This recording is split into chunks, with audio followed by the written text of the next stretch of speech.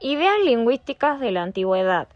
La historia de la lingüística muestra que los estudios sobre el lenguaje están relacionados con la escritura.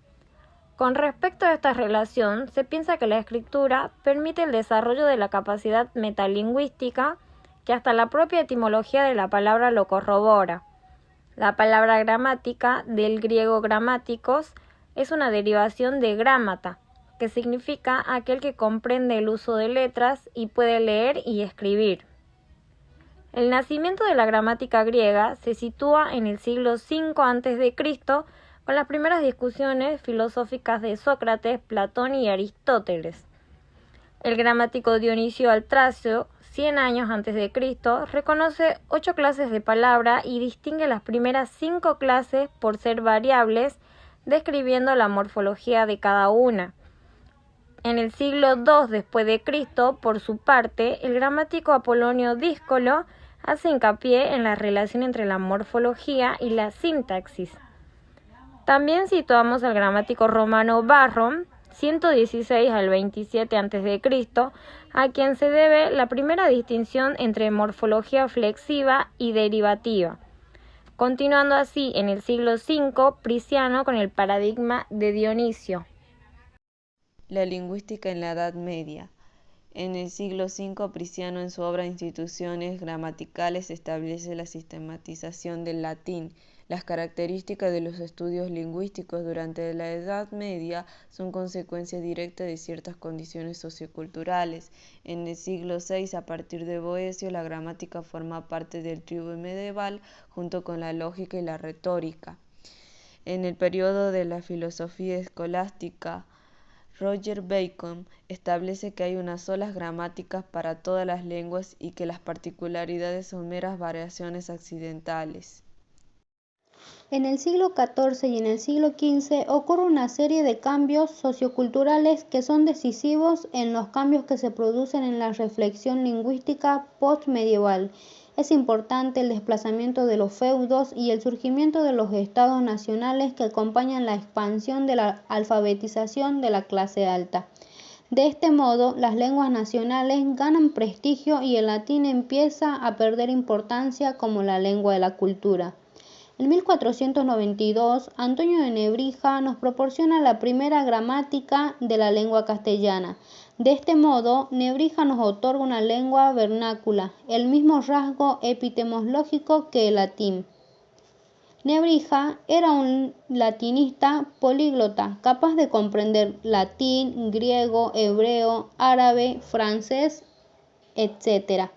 Su gramática de la lengua castellana se aparta del modelo medieval en varios puntos, haciendo hincapié en las particularidades de nuestra lengua. El castellano nos proporciona herramientas metalingüísticas de descripción. Para Nebrija, las preposiciones tenían valor en el sistema castellano. Reconoce la importancia del artículo en la gramática castellana. Señala la oposición contable-no contable en la marcación del plural en los nombres.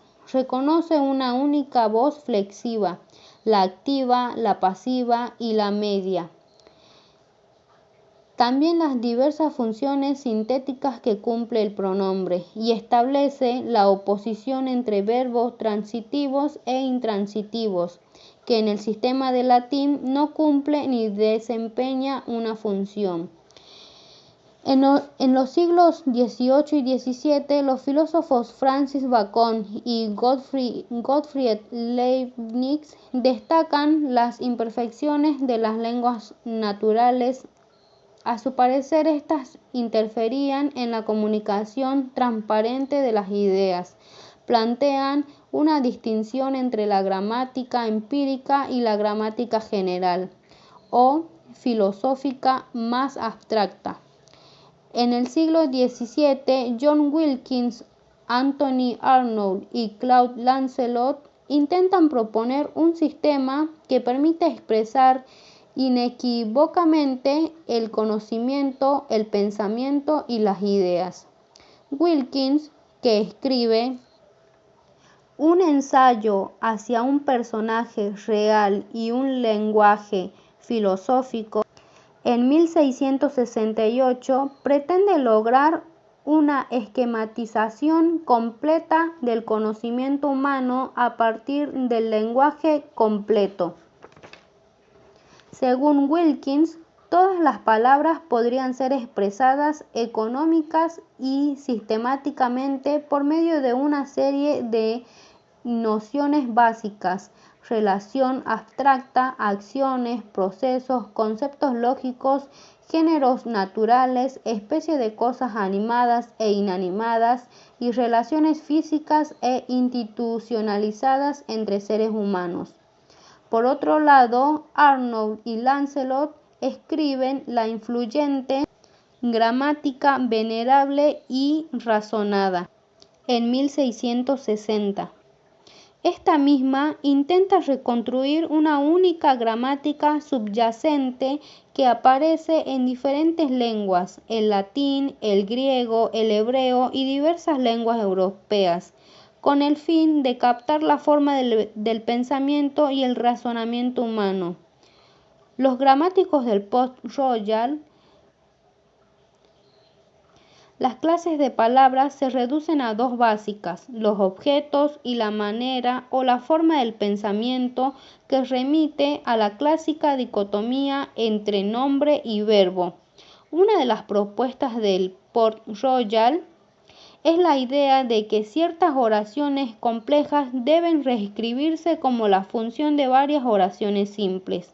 Con el mismo objeto de reconocer constantes universales, se propone que todas las lenguas tienen un sistema de casos subyacentes, que pueden aparecer como casos morfológicos en lenguas como el latín o el griego, pero también expresarse por medio de preposiciones o del mismo orden de palabras.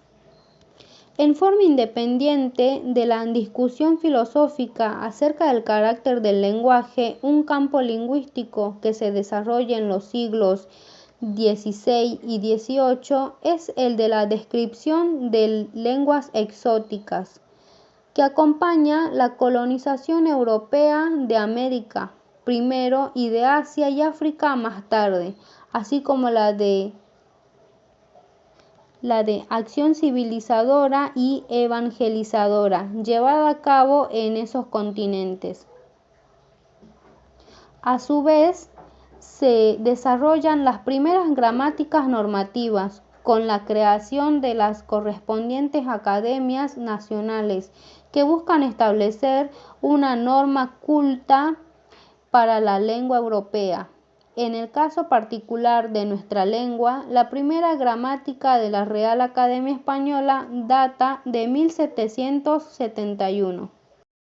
Se puede considerar la gramática especulativa de los escolásticos como ciencia, ya que se entendía como el conocimiento seguro, pero este modo de pensar entró en crisis a finales del siglo XVIII, cuando se produjo una insatisfacción de las explicaciones y comenzó a surgir una preferencia por el razonamiento histórico. Uno de los principales factores del desarrollo de la lingüística del siglo XIX o filología comparativa fue el descubrimiento y la toma en consideración de la tradición gramatical india por los estudiosos europeos. Las rigurosas descripciones fonéticas de los gramáticos indios no se hace sentir inmediatamente en el trabajo de los europeos. El comparativismo naciente del siglo XIX reflexiona casi siempre sobre las letras y no sobre los sonidos. Solo entre 1850 y 1875, la fonética recibirá consideración de la lingüística y se incorporará decididamente en los estudios sobre el cambio lingüístico. La lingüística de la primera mitad del siglo XIX se conoce con el nombre de comparativismo por su interés en la comparación y el establecimiento de las familias de la lengua y de la búsqueda de las lenguas primitivas sobre la base del conocimiento del sánscrito y de sus similitudes con el griego y el latín, extender la comparación de las lenguas principales y poder proporcionar soluciones para dilucidar la genealogía de las lenguas. Un pionero de los estudios comparatistas es Remus Rand. La figura central y la que más ha trascendido es la de Franz Bopp, Para él, las lenguas merecen estudiarse por sí mismas como objeto y medio de conocimiento y ya no como un modo de acceso al conocimiento. El siglo XX instaura lo que se denomina la lingüística moderna, cuyo fundador reconocido es Ferdinand de Saussure. La lingüística del siglo XX se caracteriza como moderna por las convicciones que son la orientación descriptiva de la lingüística, la prioridad de la lingüística oral por sobre la escrita, la asunción de la importancia de las lenguas independientemente del grado de desarrollo o poder de sus comunidades hablantes, y la prioridad otorgada a la descripción sincrónica por sobre los estudios diacrónicos.